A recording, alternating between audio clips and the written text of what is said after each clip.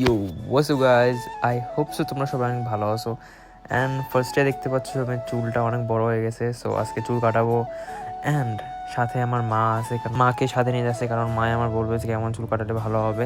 And এখন যাচ্ছে যে দোকানে আমরা চুল কাটাবো। অ্যান্ড বিশেষ কথা হচ্ছে আমরা যেইখানে যাচ্ছি সে হচ্ছে বাঙালি, আর আমার ভালো লাগে যে বাঙালিদের কাছে চুল কাটাতে।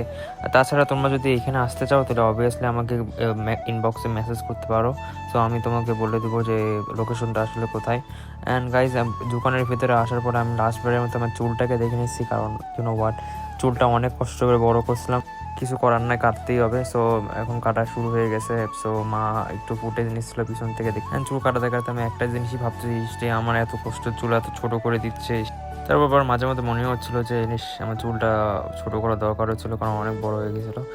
অ্যান্ড সবশেষে দেখো কাটটা দেখো যে কেমন লাগতেছে। সো ফাইনাল কাটটা আমি বাসায় গিয়ে দেখাবো, কারণ আগে চুলটা ওয়াশ করে তারপরে ফাইনাল লুকটা দেখা যাবে। তারপর আমি আর মা আমার বাসার জন্য বেরোয় যায়, আর আমার মাও দেখো ব্লগিং শুরু করে দিতেছে। অ্যান্ড বিশেষ করে আমার মারও অনেক ভালো লাগে ভিডিও বানাতে। সো এই সুন্দর ওয়েদারটার ফিল করতে করতে আমার বাসার জন্য বেরোয় যাই। অ্যান্ড ওয়েদারটা আজকে অনেকই সুন্দর ছিল, একটু আগে বৃষ্টি হয়েছিল, সেই জন্য অতটা গরম ছিল না বাইরে। অ্যান্ড দেখতে দেখতে বাসায় চলে আসি। অ্যান্ড এখন সবশেষে গাড়িটা পার্ক করে আমাদের এখন উপরে যেতে হবে। সো আমরা এখন পার্কিং লটের ওখানে যাচ্ছি। সো এখন গাড়িটা পার্ক করে উপরে যাব, কারণ সো তাড়াতাড়ি উপরে যা আগে চুলটা ওয়াশ করতে হবে, কারণ তোমাদেরকে তো দেখাতে হবে, তাই না, যে কেমন হলো।